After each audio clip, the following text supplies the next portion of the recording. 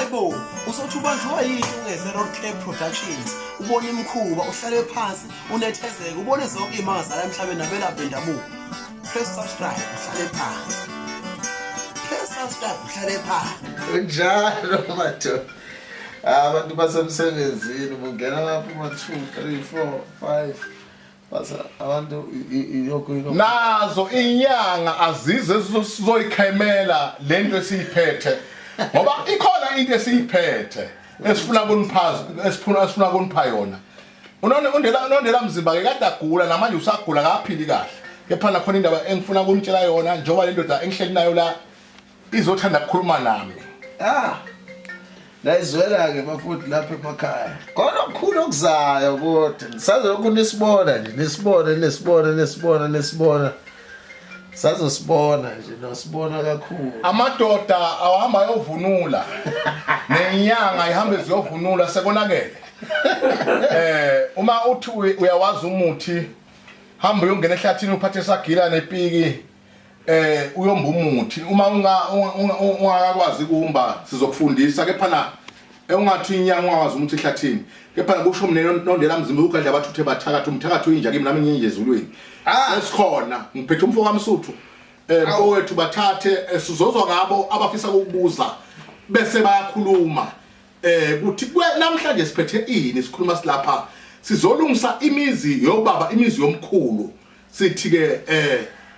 akulahlambele ngokufelwa namhlanje uyithola zonke uyena nondela mzimba nonikela kwabezizwe madoda ngihleli naye inyanga enkulu enezibongo hayi umuntu hayi indoda engenayo ibongo ngithi niyangazi mina ukuthi ngugodo omncane olusinda bethatha ubala umzimba okhala amathamba amaye amadoda ebhodla ubisi izibongo zami lezo ngithola ngesihlahleni izenzo indoda le ethiwa uMsuthu edaba lapha engwavuma yehlela eMtuba uma uyindoda ke uyayazi imsuku yakho uyayazi inkaba yakho ukuthi kuphi uzazi ukuthi uzala ubani kamani wakho ikabani injalo nje ayishintsha ayisoze yashintsha ilanga lishonile seliya kuhlala kunina kunezindaba ezinhle esiza nazo emakhaya nakuyini enisemsebenzini yakho nesemgwaqweni sizonitshela namhlanje ukuthi izwe lele sikulona eSouth Africa kuze ukuthi iphile neCovid kuze abantu baphile yini indaba afaka kwenzeke njani nabafuna ukuceba sizobatshela namhlanje ngiphethe uDr Msuthu umfana obuya ekuhambeni imfihlo welena lalela la sazokutshela ukuthi ubuyaphi bekalande ini ngoba sihleli la bekahambile alande into ezweni manje sikhuluma ngayo ke manje ukuthi seyifikile inyamazane uzane izoyikhema nizoyithatha into yokuphila kunjalo anithi nje ngibingelele nani sinibona phela ukuthi niyasizwa lapha emakhaya sesiba isithupha abantu abasheshe kakhulu nizoze nibe late ngoba besifuna ukuzonibikela nje 7 wabantu manje sesiphakathi ukhumbule uma ungawakhila umuzi wakho kuzongena amaphara atshonje ngoba uyanetha uma ke uyindoda sukuma uthathe isagila nosheleni uze lapha kuDr Msuthu uzolanda lento abuya naye eMalawi mina ngifakazi kusho mina inyanga nondela mzimba la abuya khona kuyilanda ukhumbule ke useLimpopo useNorthwest usemafikeng useGoli useTshwane useMthatha useEast London useKwaZulu Natal useMpumalanga province sithi waza langa seliyawushona uzobona ukuthi yini isandawana ungezwa ngabantu ukulapha lokho siqala namhlanje saqala 1994 mfowethu uxoxela nini lapho ngeminyaka 98 bebakupha abanye bebasesesikolweni basafunda first year ngaleso sikhathi mfuka Msuthu abanye bebasesemafrijini bawoshizi lapho khona sikhuluma khona ngomuntu onempambo owangenwa idlozayo umuntu onempambo sokuzenzela ngoba kukhona abantu abanempambo sokuzenzela abathi bayinyanga kanti babona ubunyanga ke akusinto oyithandayo uyangenwa kukhona abantu abathi ebunyangeni babona ngoba ebunyangeni inyanga igqoke kahle ayithi umuntu cha nami ngifuna ukuba inyanga egcineni bese kuyomehlula lokho ngoba kuzobonakala phela siyezwa la ekhaleni mangabe kuthiwa nangu umuntu kufanele ahlolelwe bese uyabona ukuthi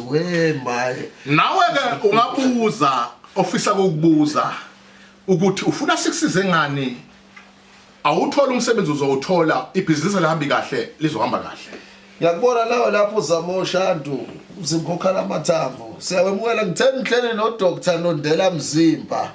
Nondela Mzimba ke leli gama leli akusilona igama wavela licosha indoda yamadoda lephuma kaNgwane ephethe ubukhosi bakaNgwane uyinkosi vele ngoba lo bukhosi bakaNgwane akusibona nje ubukhosi ovela ukuthola ungasiye nokwaDlamini bakhulula ngoDlamini hayi baningi abanye bayamazi lapha koSiyavuka TV baningi bayamazi kakhulu abantu bayahlupha bangifonela kodwa bame kancane ngoba sisabingelela iSouth Africa sibingelelizwe sikhuluma kanjena sikhuluma ngabantu bayaDlamini sisho ngoba baqedza bomokehlehlethela abayidli imvubu esabumcondo namafinyi la babophela lokuhle emfundini mabalekana nako babanga abafathi babanga bathi nami ngokwami nalabanye nalomnye wathi ngokwami ngisho ukuthi ke siphethe ikhambi lokusiza umuntu asithwalise mfoka msuthu ngabe suyethwalisa ngantweni izinto ezizithwala kuyimfihlo kwenzakala network imfihlo yomuntu akekho umuntu ohamba evese ukuthi uthwele nilizwe kahle lapho umuntu akakuvezi ukuthi uthwele ukuthwala kuyimfihlo njengoba kwakuvele kuyimfihlo nasendulo uma uthwele uhamba uPetrora Mthuthu la benyoka lezi ezithengwa lapha ezidla amagundane nezinkukhu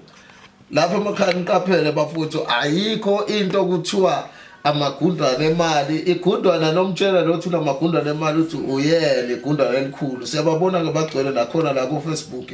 bethi kunemali esheshayo ema-wallet uqaphele ungamfakele umuntu imali ongaze wafika esigodlweni sakhe ngoba kubalekile ukufika esigodlweni senyanga uyazi ukuthi ihlala kuphi kuze kuthi ukwazi ukusinda noma nawusone complain ukwazi ukuthi leyo nyanga ihlala kuphi ngoba wafaka imali scam leso usekhulumile ke njengoba nazi ukuthi inyanga yangempela ehamba uyibona ngaphansi kwama bridge ithi ishaya impempe imemeza ithi mina ngiyalapha lapha iphethe imbizi ibe ngaphansi kwama bridge inyanga uyithola emzini wayo ihleli inyanga ubone ukuthi cha le ndoda iyasebenza hayi ukuthi uhamba ucwala lonke izwe leli uthi ufuna into yokuphila kodwa uzoyithola emgaqweni ayitholakala into yokuphila emgaqweni ayikho into ongayithola la kudlula khona umama bese esikhathini mhlambe mfoka msuthu singabe sikhuluma nje kunomuntu othola isangoma kade wayikhipha imali zakhe athi uyathwasa idlo zakhe libhoboko mhlambe omunye mfoka msuthu uthi mina nginedlozi kepha namanje ngathwasa ngaceda ngagcina kuhlola mhlawumbe ngikhishwa edlozini noma la ngithwasa khona qaphela mfoka baba ukuthi idlozi lakho wangena noma wangena bese sibuka ukuthi kuba wenza igobonga futhi akusike ukuthi usoyinyanga phela usukudlela labantu abangasekho ukhamba asikuqaphele naloko ukudla igobongo Dlamini akusikhona ukuthi sewazi umuthi kodwa mawudla igobongo usuke ufuna ukuthi kubhodle labantu abadingala noma kuthiwa unomjiki noma unomdawe noma unomlozi ngoba labantu bayadideka makukhulunywa ngomlozi khulunywa ngomdiki khulunywa ngomdawe lento kusuke kuyidlozi eliphila egazini kumuntu uqaphele mfoka msuthu kunabantu abaqabana emndenini kanti kunabantu ababhubha futhi bacabene yangenzeka kahle inhlambulu abanye baze bakhiphelana ikhali labo bantu benziwa njani mfoka msuthu labo bantu kufuneka bacelele into ethelelo ngoba babhubha kambi inhliziyo zabo namanje zisabambekile ekuthenini uma ngabe bethi bayaphahlwa lapha emsamo kuvuke lempi vele bahamba nayo kunankinga mfoka msuthu la uthola ukuthi abanye abantu babhubha bakhiphelene ikhali bagwazana kwenzeka njani mfoka msuthu lapho kufanele bagezwe amanxeba uma emndenini kunomuntu owayiphehla amanzi amnyama yini efanele ngabe abalaleli emakhaya basizakala ngayo kuze kuthi bakwazi kwenza imicimbi ukuthi ufika kweminye imizi abasakwazi ukuhlaba ngoba kwakuphehla amanzi amnyama kakaphehlwa umakhelwana aphehlwa kulesikhathi kwenziwa njani lapho mfowethu wani masikhuluma ngamanzi amnyama kumuntu amanzi amnyama into edinga ukuthi ihambe yolungisa ekhaya ngoba leyo nto lokho isuka isizoba insila embi nasebantwaneni nasisizukulwane sonke sihlaze sesibhekana nokuthi kunamanzi amnyama aphehlo ngoba amanzi amnyama okukhulunywa ngomuntu oyisebenzisa imithi emibi ngoba ephehlela ukuba leli dlozi la ekhaya liguquke libe into ekungasiyona gcina sekuthiwa kunomdliwa la ekhaya mfoka msuthu kunomuntu okhalayo othi uba bathe uthatha umfazi uyahamba omunye uhanjele umfazi angasizakala inilala la Dr Msuthu na nembala la ekhaya bakukhulunya ngokuthi kukhona izimo eziningi ezivuka uthola ukuthi umuntu uvele lento yayilibulawo la kubo ukuthi maka ngaganwa manje lo muntu kufanele noma ifika ahlolwe kubonakala ukuthi inkinga yayiqale kuphi nangu usihle naledi sihle umuntu ophuphayo unayo yini idlozi umuntu ophuphayo unalo yini idlozi ake siyibeke ngimphendule usihle wonke umuntu ozaliwe awumuntu omnyama eAfrika unamadlozi namba wani kusafuna silungise ukuthi yini umAfrika noma ke yini umnguni ngoba singamanguni sizophendula siswami akekho umuntu ongenalo idlozi kuya ngokuthi leli dlozi elikulo muntu limbulelekile yini noma lihlambulukile yini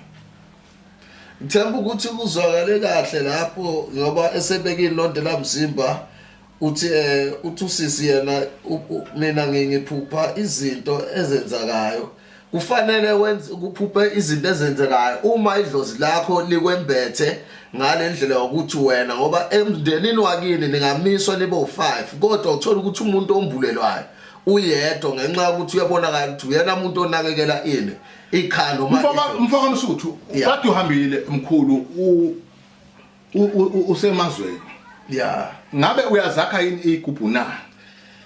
la ekhaya igubhu zakhiwa kakhulu Nondela Mzimba la ekhaya igubhu esizakayo sakha igubhu ezingenakho ubungozi sakha igubhu ezinganayo inkinga yokuthi sogcina sesidla umndeni wakho noma sesigqilaza abantu abadala noma ithongo lakini ukuthi lingaphakami lona kuphakame lezinto ngoba uma sesikwakhe mase kukhona isigubhu wakhelwe sona esigqilaza idlozi lakho esigqilaza umndeni wakho kusuke sekufana ukuthi uhambe uyolanda umdliwa wazobeka ekhaya kuyiwona obusayo mlaleli emakhaya angisho ukuthi siyavesa sikavalelisi lalela ngikutshele uDr Msuthu engikhuluma naye uphethe into yokuphila njengamanje ngifuna ukubuza umbuzo ombala before sivale mfowethu Msuthu uyabasiza yini abantu bamathenda na umuntu wamathenda siyamsiza kakhulu la ekhaya ngoba lento kufanele mayevela noma eyobamba ama meeting efuna ukuthi athole ukuthi inkinga njalo athole umsebenzi kodwa kufanele lo muntu igazi lakhe libe clean lo muntu siyamgeza lo muntu abe clean sikwazi ukuthi mayebhekana nalabo abhekana nabo bafike beyilalele inkulumo akeza nayo noma izinto akaziphethe zingaphelele kodwa bonakala lo muntu angawenza umsebenzi mfowethu Msuthu uyabasiza yini bama-tavern nama-spaza shop ama-spaza shop kubalula kakhulu labo ama-tavern kufanele ithaveni yakho kuliwe ithaveni yakho kufanele kube nokuthula lokho siyakwakha sesiqinisa ithaveni yakho ukuthi abantu abangalweli ngaphakathi la osebenzela khona noma ethaveni yakho kuze ekugcinelwa khona sivale ngisho igebengo kunomuntu ozothi mina ngineyimoto nginamatekisi ayangifela iphuma ekhaya ngithi ngisabeka imali idlela imali lena ekade ngithi ngiyibekile uthini lapho ukubona labo bantu ngithi umuntu akaphuma ahamba ayobheka ukuthi konakelepi ngoba okungenzeka uyitshela ukuthi wena ziyafa imoto zakho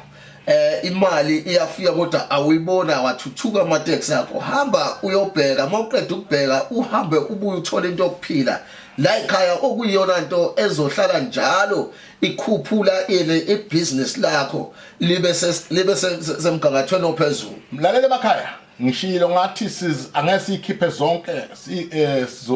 sizozenisa amanqampu siyabulalela siyabuya kusasa ntambama ngo4 sizokutshela imfihlo ebuye noMsuthu eMalawi ukuze ukuthi ukwazi uceba siphinde sihlole bukhoma la ku live wena unenkinga yakho kade uhamba inyanga awulapheki usho uNondela Mzimba ugadla abathuthe bathakathi umthakathi injaki mina ngiyizulweni valelisa mfowethu Msuthu nami ngiyavalisa emakhaya lapha emakhaya nimlandele uNondela Mzimba ku Facebook ubani DR Nondela Mzimba ku Facebook lithi DR Nondela Mzimba uInstagram awusebenzisa imkhulu nginawo iInstagram nakhona ngu DR Nondela Mzimba uphinde ungene lapho uthi www.drnondelamzimba.co.za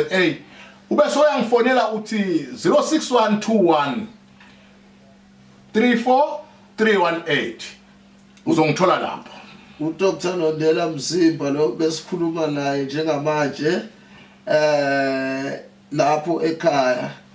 nizokwazi ukuthi nithole ukusizakala. uNondela Mzimba indoda ekwazi ukwenza izinto zenzeke, indoda ehlolayo before ikwenzela into. Uma une complain ubuya kuDr Nondela Mzimba kuyena ufike ukhulume naye. Kanjalo futhi nabathi Dr Msuthu nyanga yabe zizwe Mzimba okhala amathamba amanye amadoda ebhodla ubisi mina ngiphodla amanzi njengengcuba njengenkomo kade ayifele. Ilona ugodo lincane olusinda betshathi ba. Nabo futhi ngisho njalo ngithi ofika la ekhaya iyofika athola ukusizakala. Uma ethi le complain ufike ekhaya ungavumi ukulashwa umuntu ongakazi umbone nangamehlo ohlezi uzwa nje kuthiwa kunobani obizwa ngobani kuFacebook noma kuInstagram. Ufake nemali yakho, ufake imali, ufakela umuntu ongamazi. Singakwenzi lokho kweSouth Africa enhle ngithandayo ngikhonzile.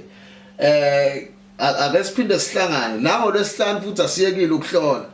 Kulinguyeza sizomemezela nosuku ngizobe ngihamba nayo uDr Nondela Mzimba la sizobe sihlola khona ku React TV 1. So ninikeza usuku kodwa futhi usuku langolesihlanu lumile siyahlola bukhoma siyabuza imibuzo njengoba lisibhekile njengamanje. Sengiyahamba ningakhali lithi ngitheni ngena ngaba ngiphuma ngihamba nisale kahle.